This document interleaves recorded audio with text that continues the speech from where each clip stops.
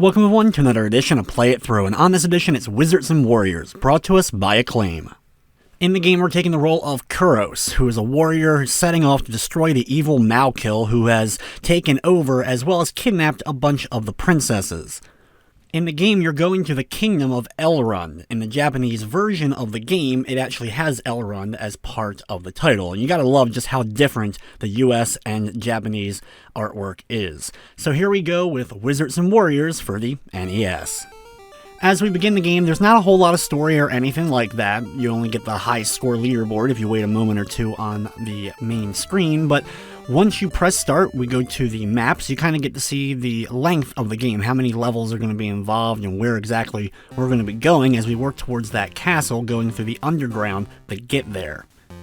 Wizards and Warriors is an action platformer, and a bit of a different one for sure. When you jump in the air, you actually damage enemies with your sword, or you can of course attack them straight up from the ground. Right up from the beginning, we're going to wait a moment or two, take out this first enemy, and then grab this pink potion. It'll hopefully appear for you, and if you grab it, it'll allow you to jump higher. This will allow you to get up to these branches right away and get to the pink key. This cuts out a little bit of the traversing through the level. Drop down to the ground now and pick up the blue key along the bottom portion of the level and then head up here. You want to wait a moment or two for this door to open up, you just have to wait, and once it does, head inside. Well, I'm sure many out there haven't liked it. I've always enjoyed the platforming in the Wizards and Warriors games, the floatiness of the kind of jump, and being able to get quite a bit of air, as well as the other abilities we get later on, made the platforming, for the most part, enjoyable. In this area, we dropped to the bottom, collecting some stuff, and then working our way now up to the top.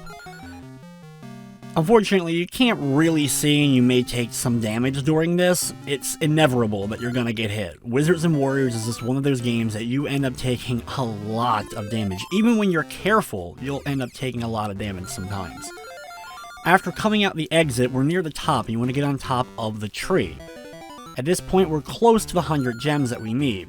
Go inside this invisible room. There's a lot of secret invisible rooms that you'll be able to go into throughout the game, many of which contain gems that you'll probably need to help you out as far as getting to those goals. Thankfully, there's a good amount there, and that allows us now to bypass the guard there. There is a chest there as well. If we had gone ahead and opened that up, we get the shield item. The game, though, is lenient in giving you multiple ways to get some items. There's usually multiple chests that contain those items, so you have a few chances and opportunities to pick them up. So I'll be getting the shield in the second stage. Now, as I dropped, I did grab the dagger. This is a very useful weapon. As you can see, it boomerangs out and slowly comes back towards you, and when it does that, it actually can still hurt enemies, and also pick up items like the diamonds, so you can use it to grab those without having to go out of your way sometimes to get them. The first boss is thankfully easy. This giant skull just kind of bounces around. Make sure you're underneath of it and keep throwing out your dagger. One thing that's a pain in this game is when you jump one direction, you cannot turn in mid-air and fire in the other direction. It's a bit slow as far as attacking and recognition of your moves, so you have to kind of compensate for that.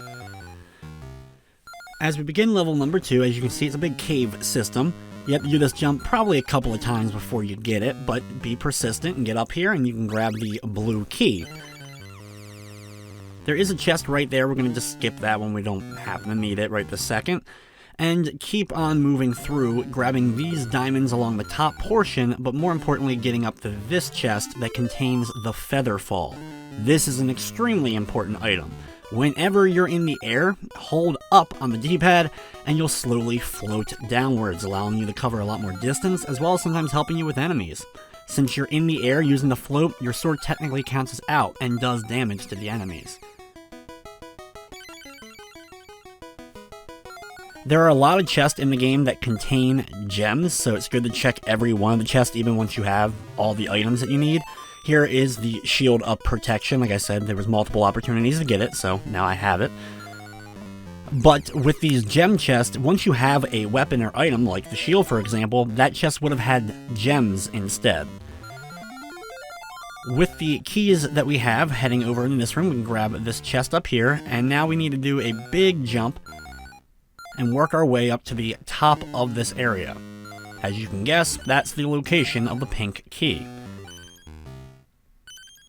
Now, there also are a few hidden block type things, similar to the blocks in Mario, where you get a lot of coins out of them, and you can get a bunch of gems that way. They're very useful, so finding them and making sure that you take advantage of them will cut down on some of your extra footwork that you'll have to do collecting gems. Thankfully, though, we have all the gems that we need to finish up the stage. We're going to go over to the right side and head inside the door there. You'll find a long hallway, run to the other end of the screen. You'll have all these bats chasing you. Use the hover or the floating ability in the air to take out the bats. That new potion that we just grabbed a moment ago in the previous room allows us to float by hitting up on the D-pad. You can also jump into the air and float down to hit a bunch of them. You have to take out all the little bats before the big bat attacks you. It's a bit tricky to go away from the big bat. What I usually like to do is only jump over it when it's, of course, coming down at you. And if you don't have enough space to make an attack, don't. Wait till another pass by before attempting another jump. Just keep going back and forth. He'll keep kind of floating downwards in that figure 8-like pattern. Once you defeat the boss, you do have to take out the ghost, so hopefully you have at least a hit or two left so you can manage those ghosts, grab the gold, and move on to level number 3.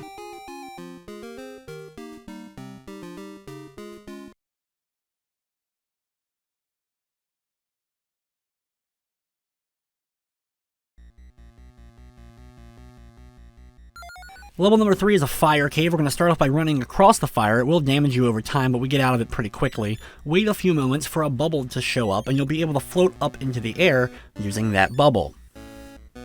Ride this bubble up to the top here, and then go over to the left, grabbing the pink key. Grab the chest that was right below that, and then ride another bubble right up and through the pink door that we can now go through. The next room has a little bit more going on in it. Start off by floating over to the right side with your jump, then start climbing up here. Our actual goal is the battle axe straight up, but we're going to make a little detour to the left just to grab a few extra gems. We don't actually need any certain amount for the level, but you do gain some extra points while grabbing them. It's a bit hard to make that jump as well over to the left.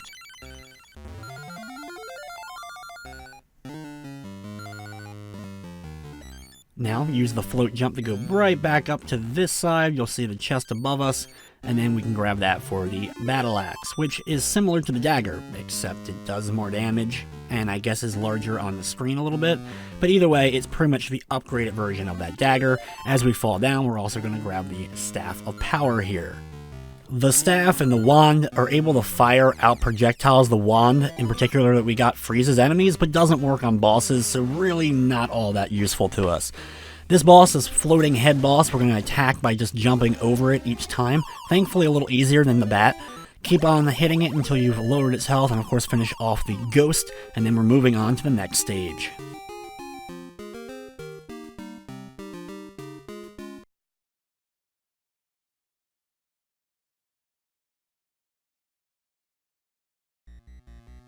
Now this level, we do need to collect gems, and it's the most that we'll have to collect in the entire game, and that's 200 gems to get through this one.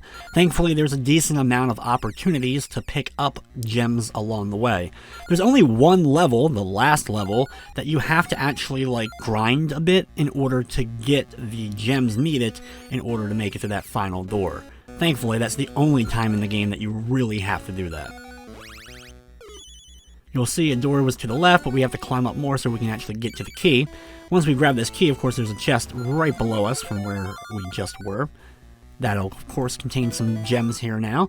And then we're going to go into this door here and grab the blue key. You'll probably take some damage, just quickly get out of the room so you don't have to worry about their skulls. They are just an absolute annoyance. Drop down here, and if you jump in the right spot, you'll find an invisible room.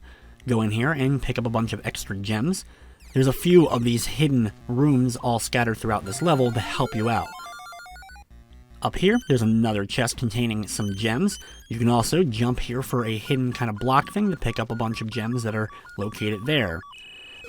We'll end up passing one chest along the way here. It contains the Cloak of Darkness. We'll end up grabbing it on our way back. It makes you invisible, and it's not useful at all, so we're not going to really worry about the Cloak of Darkness.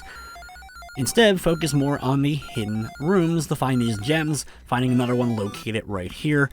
If you don't get it in your first jump, just keep trying. As long as you're at the right location, it will be there.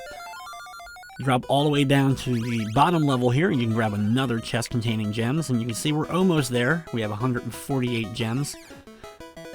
Climb up back a little bit from where we were. We can grab this pink key and then immediately get out of this room.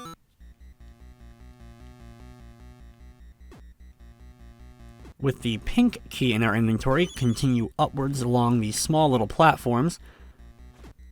Just keep on jumping. You'll have a lot of platforms you're going to have to make it up. You may have to do a floating jump or two. Here's where the Cloak of Darkness ends up being. So there we go. We got that one. Just one of those chests that we just don't really need. But either way, once we have that, we're going to continue up to the left and find another hidden room containing a bunch more gems.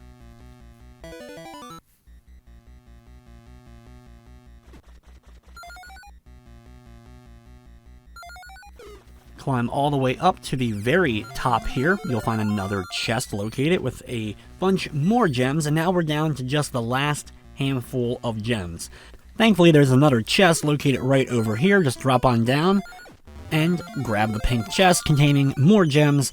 That should put you over that 200 mark, and now you can go towards the door. Thankfully, there are a few health items scattered throughout the level that you can pick up, because you'll probably take a lot of damage.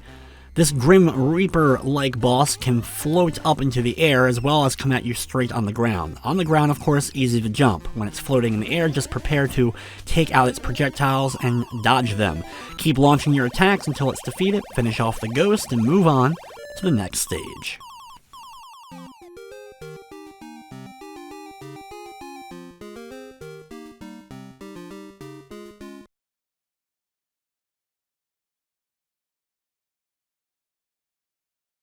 The next level, you're climbing up a giant tree. There's a lot of platforms, and there's these roots that are going to send you right back sliding down if you jump on them, so you have to be careful. Just focus on jumping up and collecting the gems along the way. One item I didn't talk about was the boots. If you keep them, you can actually kick enemies and do more damage to them, including bosses. But there's also plenty of other ways to defeat any of the bosses, including the final one, but it can be a little bit easier with those. But you just, of course, have to make sure that you keep them and don't grab other items throughout the course of your run. Funny enough, this level actually has a major glitch in it. When we reach the top, if you go all the way to the left side of the forest area and glitch through the left wall, you can actually go back to level 1. And it actually counts as this level being beaten. Then, instead of going to the next level, you instead redo level 2, then redo level 3 and 4, and that counts as beating the game once you've completed that stage. So, a really weird glitch, and you can beat the game without ever having to face off with the final bosses.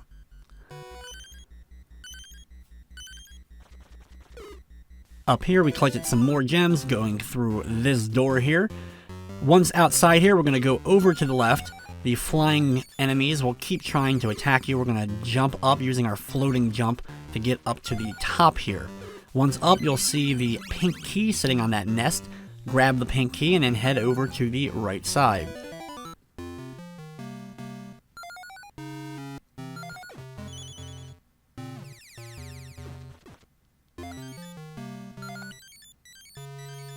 Inside this room, grab a couple of the gems and then climb up. There is some health in here, thankfully, so that can help you out a bit.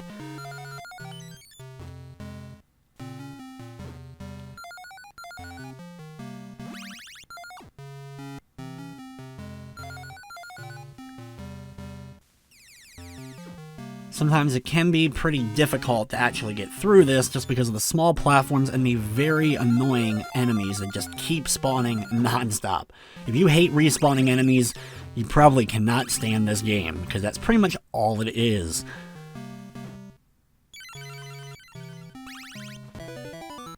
After we finally reach the top here, we're going to float on over to the left side. Just make a couple of these long floating jumps. You can get on top of these nests. Drop on down to this door here. Since we have now the brown key, we're going through this one and now start climbing up once again. So much fun doing this climbing and platforming in this stage, isn't it? Thankfully, this segment's not nearly as long as some of the other ones. Once you've reached the top, float on over to the right side, then do another floating jump so you can get on top of the trees. Go to the left and grab the blue key, and then drop on down to the blue door. As long as you have over 100 gems, you'll be able to go through the door. This giant spider boss is fun. It runs back and forth and then flies up into the air. When it flies up into the air, just make sure that you're nowhere near where it's coming down. You're running like the opposite direction. And that way, you'll be able to then turn around and deliver a couple of hits and repeat the process until the spider is taken down.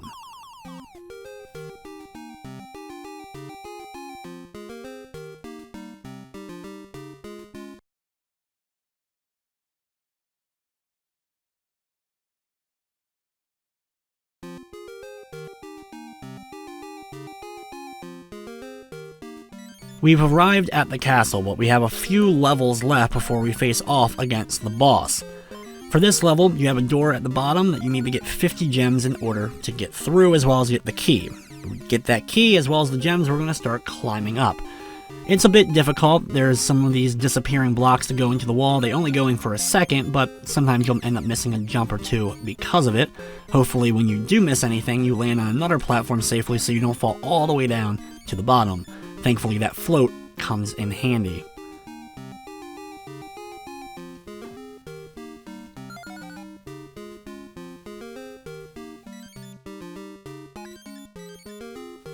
Climb up here to the right, getting on top of this set of platforms, and then work your way now to the left with a big floating jump and grab the pink key.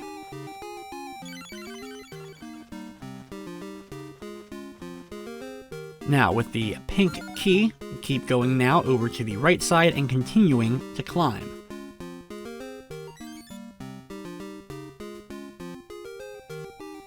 Make sure that the platform is there. If there's enemies here, you'll end up having the screen slow down a bit, like always with any S games when there's a lot going on that can't quite handle it. Either way, keep on climbing slowly. You'll come down to just single block platforms that can be really difficult, but at the very top is the pink door. Head inside there and work your way over to the far left side. You can make a big leap here with the float jump so you can make it over this wall without having to platform through the middle part of the level. Over here to the left side, climb on up. Work your way up the windowsills and the like. There is thankfully a food item, and then another pink door. Once inside here, climb on up and grab the brown key, the key that we need in order to go through that front door. Now, all we need to work on is collecting a few gems so that we have enough, as well as working our way back without losing the rest of our health. Thankfully, though, that is the end of the level. You don't have to worry about facing off with a boss here. Once you go through that door, you'll be moving on to the next stage.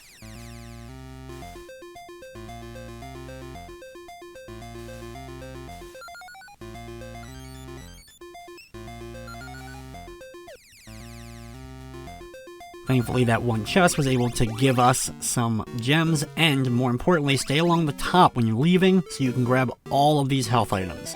This way you should have at least a decent amount of health going back outside where you'll have to work your way down the tower. If you're missing some gems at this point, there's 5 or so right around the very bottom, so you can have those for sure if you didn't grab them before heading up here, as well as there are going to be a few gems, I'm sure, along the way as you drop. You can float to help you out to make sure you can grab them.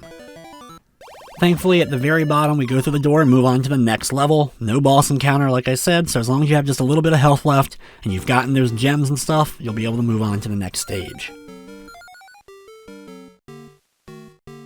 The second to last level, and my least favorite level in the game, it's a pretty big stage, as well as there's a lot of enemies, and it has the worst boss in the game.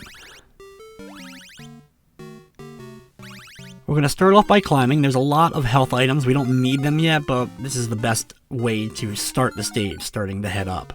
You can, of course, save those health items so that when you come back down in a moment, you'll be able to grab them then. Work your way up to the ceiling and then run over to the far right side if you're not already there so you can go through the opening. Keep climbing up on the left side here, and then you'll make it to another wall quickly, and then once again, start climbing up. There are 2 items that I didn't grab during the course of this run, 2 more usable items, one being the horn, which shows secrets, and then the lava boots, which you think would protect you from lava in the fire level, but it actually doesn't. You can ride on the waves of fire, but you still get hurt, so it really isn't beneficial at all. I've always assumed it was just a broken part of the game.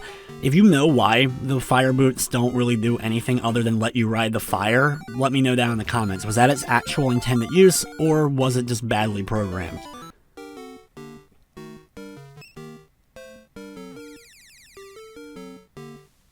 Inside this room, we're going to grab the pink key around the middle area and then float on up. Just keep avoiding those skulls as much as you possibly can. So many projectiles coming your way. There's a open pink chest in the top, so you can grab a bunch of gems if you want from that one.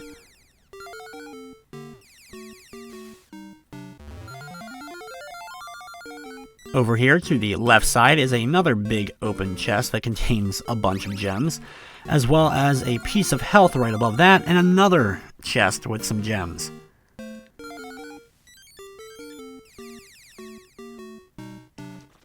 Keep climbing up, all the skulls getting in your way, but you can just focus on jumping your way through this. Thankfully, there is another piece of health. And the one good thing about losing health and losing your lives in this game is if you do, you thankfully continue right where you were, so you don't have to really worry about losing too much progress or anything like that. Climb up, grab the blue key, and then head back down and go through the blue door here, and you'll find yourself in a little bit of a hallway. Run on through and drop down.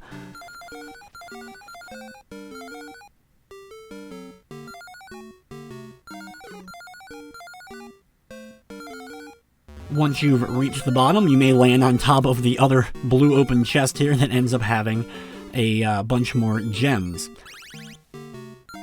Another cool thing with the boots is you can actually open the closed chest that you don't have the keys for, so you'll notice with any speedrun, they use the boots. Also, you don't need gems in this level, you just get so many of them, it's actually hard not to get over 200 gems just running through the level naturally. Either way, once we've reached the bottom here, we're going to go through this door, and it's time to fight the very, very annoying boss. This boss has multiple forms, or multiple health bars at least, running back and forth, starting off very small, but getting bigger with each incarnation, firing out bones at you the entire time, jumping every so often. When it's small, you can jump over it easily. It only becomes really a nuisance once it gets so big, you can't jump over it anymore, and the only way to really bypass it is running underneath of it. Just keep being persistent, watch out for as many of the bones as possible. Don't let him hit you. If you're gonna get hit, let the bones hit you. That way, you don't take as much damage. If you run into him, you take a lot more damage than the bones actually will deal to you. Once he is done, though, we're moving on to the final level of the game.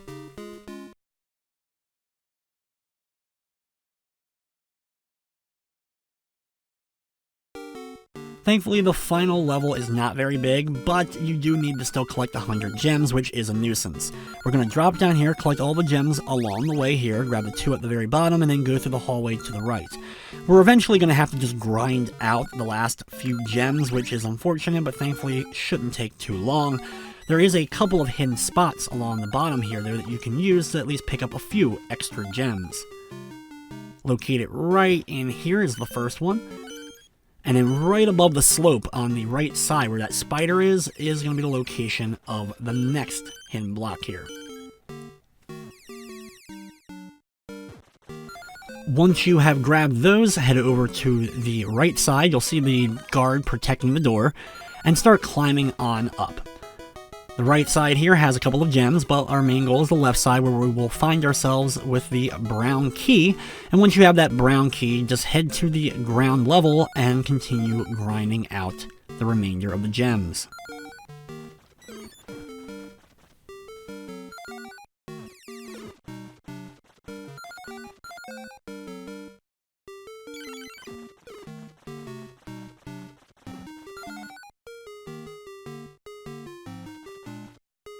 Thankfully, most of the enemies here will potentially drop the gems for you. The spiders, as well as these red flying guys, are really good for getting some extra gems.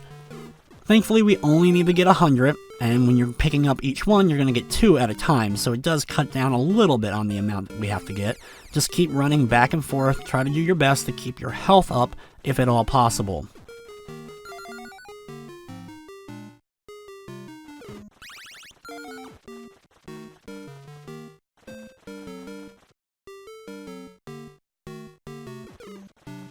Sometimes it does unfortunately take a while, and you may end up taking out 7 or 8 enemies before you finally end up getting another one of those gems to show up, but they will start to show up again eventually.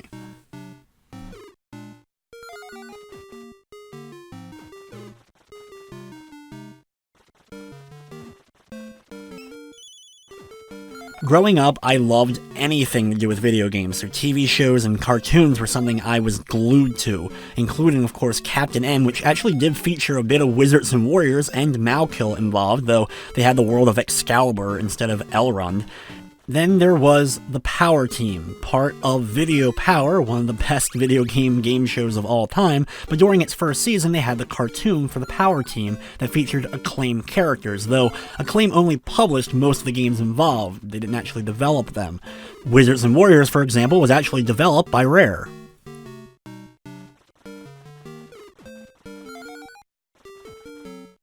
Thankfully, we're finally at the end here and grab the last gems that we need, so now we can head over to the door and go through to take on Malkill and finish up Wizards and Warriors. Now, Malkill teleports to a bunch of different spots, just consistently spawning in spots and firing at you. There's a few strategies involved, like waiting here and just attacking him as he appears. However, you can also use the floating ability to kind of get up and attack him that way.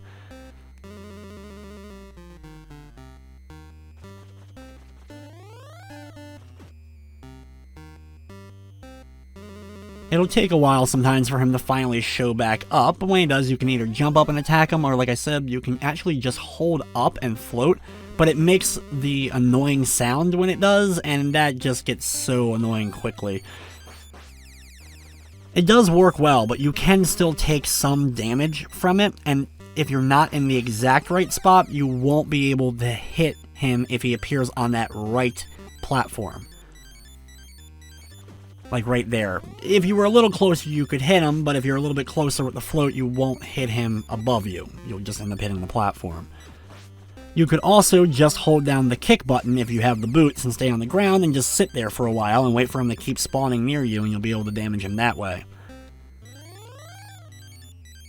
It's a lengthy fight, of course, because a lot of the time you're just sitting here waiting.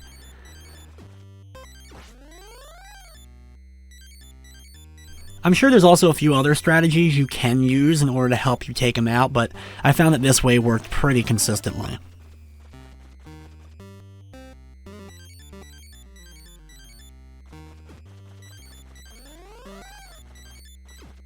Sometimes the wait is quite lengthy for Malkill to finally come back to you.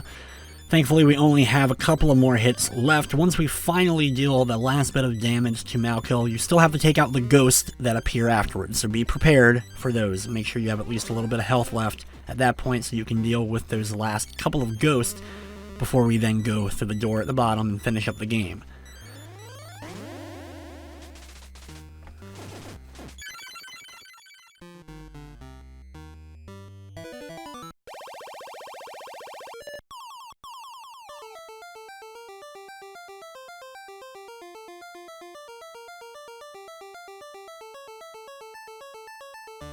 Yep, unfortunately that's all there is to the ending. Just the Wizards and Warriors, a small message, and the amount of points you get for rescuing that princess.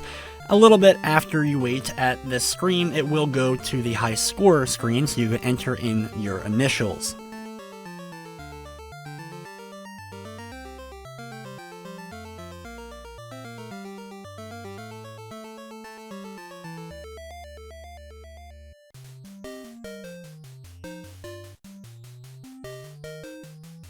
Once you've done that though, that's it. You can go back to the main menu and start the game all over again if you want, but that's going to wrap up this episode of Play It Through. I'd like to thank you for watching, and of course, I hope Hope you enjoyed.